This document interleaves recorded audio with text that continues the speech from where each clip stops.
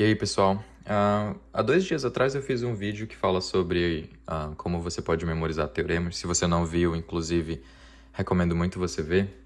E nesse vídeo eu falo sobre como memorizar teoremas e por que é importante. E depois que eu terminei esse vídeo, eu lembrei de um teorema que eu acho que foi o primeiro teorema que eu tentei memorizar. Ah, e ele é um teorema muito interessante. Então deixa eu dar um zoom aqui para vocês, para contar um pouquinho da história dele. Esse teorema basicamente fala que existem buracos nos números racionais. Então, a gente conhece os números mais ou menos assim, né? Você marca o zero aqui, e você pode marcar o número 1, o número 2, o número 3, o número 4 aqui, e também você pode marcar o menos 1, menos 2, menos 3, assim. E aí marca cada um deles com um pontinho aqui. Esses são os números inteiros. Você pode também marcar os números racionais. E vamos só definir os números racionais aqui para ficar claro. Os números racionais é um conjunto definido por esse símbolo do Q com um tracinho dentro. Ele é definido dessa maneira. É o conjunto das frações P sobre Q, onde P e Q são números inteiros, que a gente simboliza com esse Z com um tracinho extra. São números inteiros, ou seja, são menos 3, menos 2, menos 1, 0, 1, 2, 3, 4, assim por diante. E essa fração é irredutível. Irredutível. Isso significa que você não consegue simplificar a fração. Por exemplo, a fração 2 sobre 4, ela é redutível porque você pode simplificar em cima e embaixo por 2, obtendo assim a fração 1 sobre 2. Essa fração não é irredutível porque você não consegue simplificar ela mais do que isso. Ou então, esse número aqui pertenceria ao conjunto dos números racionais. E toda a fração ou é redutível ou é irredutível, então essa definição aqui ela é suficiente. E a gente pode marcar os números racionais também nessa reta. Por exemplo, o meio vai ficar bem aqui, entre o 1 e o 2. Da mesma maneira, entre o 0 e 1. Da mesma maneira, você pode marcar, por exemplo, aqui o 1 sobre 4, um pouco mais para cá. Você pode marcar o 3 sobre 4, um pouco mais para cá. E à medida que você vai colocando números racionais, você percebe que você vai começando a encher esses pontinhos aqui em cima, mais ou menos assim. E existem muitos números racionais, na verdade existem, obviamente, infinitos deles. E à medida que você vai marcando os números racionais, você vai notando que eles vão formando uma espécie de reta. Mais ou menos assim. Acho que eu não fiz a aula de pontilhado, né? Então desculpe. Mas você consegue marcar os números racionais e a imagem que você tem é de algo. Ela vai se aproximando da imagem de uma reta, depois que você inclui os racionais. Mas, na verdade, essa figura está incorreta porque existem nessa reta aqui buracos. Ou seja, não são todos os números que estão aqui para você poder formar uma reta. E você consegue ver isso de uma maneira muito inteligente. Desenhe aqui uma diagonal e fecha um triângulo aqui. E vamos desenhar esse triângulo nessa reta. A gente sabe que a distância do 0 para cá é 1, né? Eu marquei aqui do 0 até 1, então vou colocar aqui dentro do triângulo número 1. Então essa distância aqui é 1.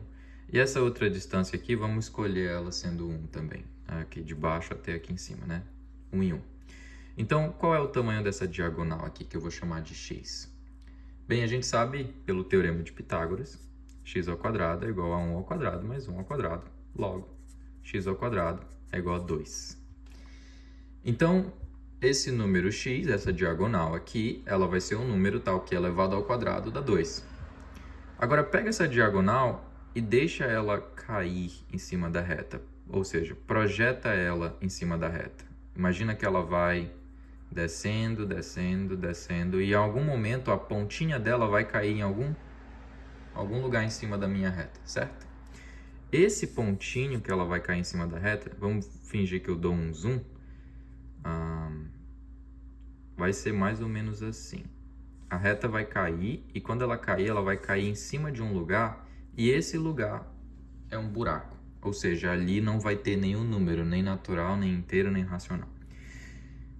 E essa demonstração que eu vou mostrar para vocês hoje é que realmente o lugar onde essa diagonal cai é realmente um buraco, não tem nenhum número racional lá. Então, eu já trouxe o teorema anotado aqui pra gente ver justamente isso. A gente pode escrever essa ideia que eu expliquei para você da seguinte maneira: não existe um número racional tal que o quadrado seja 2. Vamos provar esse teorema, então. Prova. Não existe um número racional tal que o quadrado seja 2. Vamos fazer essa demonstração por absurdo? Então a gente começa supondo o que a gente gostaria de mostrar que não é verdade. Então suponha, por absurdo, que existe um racional, ou seja, é esse número que eu vou provar que não existe, um racional tal que o quadrado seja 2. Ou seja, o que eu estou dizendo é que eu consigo encontrar uma fração p sobre q, onde p e q são números inteiros, e essa fração é redutível, tal que quando eu elevar ela ao quadrado vai dar 2. Em símbolos eu estou dizendo isso aqui, ó. P sobre q ao quadrado é igual a 2. Nota que isso vem da definição que nós fizemos aqui, de que um número racional pode ser escrito da forma p sobre q, onde p e q são inteiros e essa fração é irredutível. Ou seja, o p e o q não podem ser simplificados. Então, p sobre q ao quadrado é igual a 2. E a gente pode desenvolver isso um pouquinho mais e ficar com p ao quadrado sobre q ao quadrado igual a 2.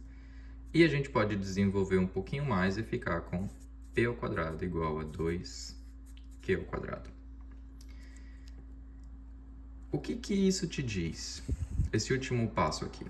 Bom, você está tendo um número inteiro ao quadrado ainda é um número inteiro, igual a 2 vezes outro número inteiro. Então, a conclusão que a gente tira disso é que p ao quadrado é par.